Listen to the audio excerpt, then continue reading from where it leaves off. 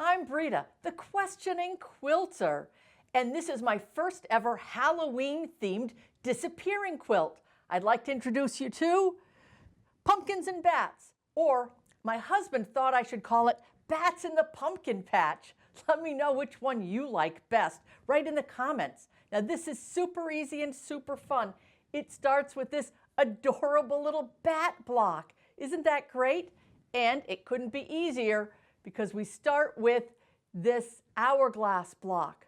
Now, stick around to the very end. I'm going to show you a couple of the layouts, and I'm also going to show you how we can start with different sized blocks. So let's get started. We're going to start off with 4 5-inch squares, 2 white, 1 black, and 1 orange. We're going to make these into half square triangles by putting the light on the dark, drawing a line diagonally down the center, sewing on both sides of the line. We're going to cut on the line, and you will end up with 4 half square triangles, which we are then going to trim down to 4 3/8 by 4 3/8. Once they're all trimmed, we're going to use these to make an hourglass block. Now notice how the black, the half square triangles are touching each other, and on the orange ones, the white half square triangles are touching each other, and the orange is pointed to the outside. Now that the hourglass block is sewn together, it's time to cut it apart. That's how we make it disappearing. So we are going to cut 1 3/8 inch from this center seam. We're going to make 4 cuts, turning the block each time so that we end up with 9 sub blocks. And we're going to turn this into the bat block in 2 steps. We're going to take each of the corners and rotate them 180 degrees. Those 2 corners, these 2 corners, 4 corners are turned. Now, we're going to take these and we're going to rotate them and turn them. So this block here gets put up here to the top, turned so it's pointing to the left. This one rotated down so it's pointing down. These 2 trade. This one is going to go up here, pointed up. This one is going to go down here and pointed to the side. Now, notice how we have the little bat, and here's the cute little wings, the little bat and the cute little wings. And these orange are going to be the pumpkins. And when it's all sewn together, it looks like this. Isn't that adorable? Once all the blocks are made, putting them together is really simple.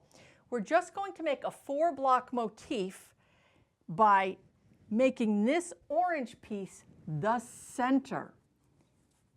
So see how this is starting to make a pumpkin? Put another one here. Line these up.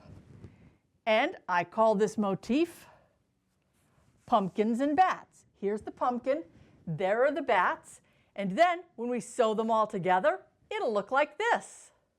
Ta-da! Here it is. Isn't it great? So we have all of these orange pumpkins and all of these bats, hence my husband's idea of bats in the pumpkin patch. But let's say you don't want to make a Halloween pumpkin. Well, the pattern is still great. Here's what it looks like if it's made with just 2 colors. Totally loses the Halloween feel. And if we made it in red, white, and blue for my Quilts of Valor people, here it is. Now, it doesn't look Halloween-y at all.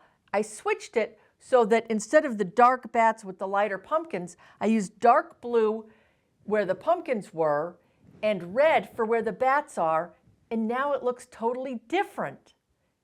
I think these are so wonderful because of that.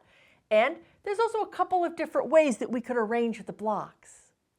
The second layout is even easier than the first, if you can believe it, because all we're going to do is put the blocks together, no rotation, just all of them oriented the same way.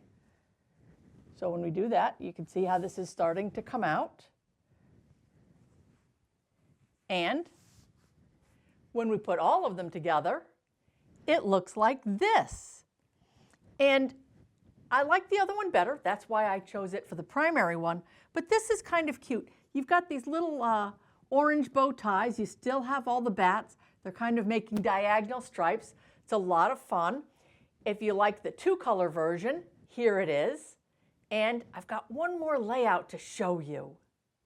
Now, the last layout is kind of halfway in between the first one and the second one. I'm going to start off with a single block. And we're going to arrange these in columns.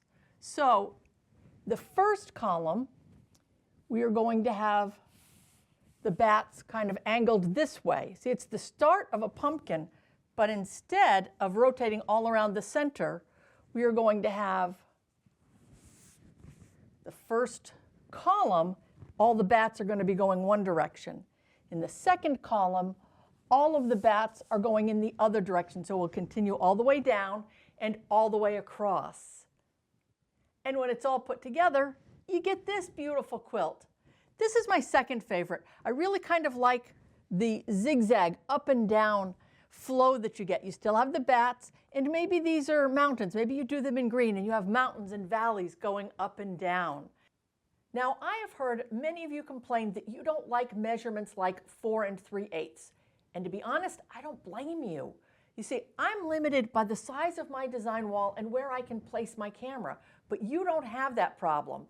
And because of this, I have on my website a chart at questioningquilter.com/chart, of course.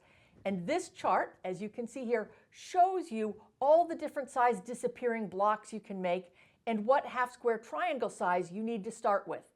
So here's the one that we did for this video. It starts with a 4 3/8 inch half square triangle, and we end up with a bat block which measures 6 3/4.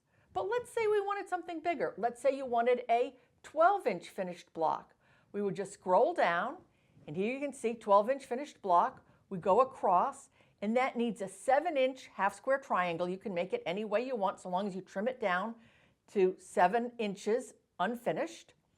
That will make a 13.5-inch square hourglass, and you're going to cut 2 1/4 inches from the center seam. That's all there is to it. Easy peasy. I'm wishing everyone a spooky Halloween. Stay well and happy quilting.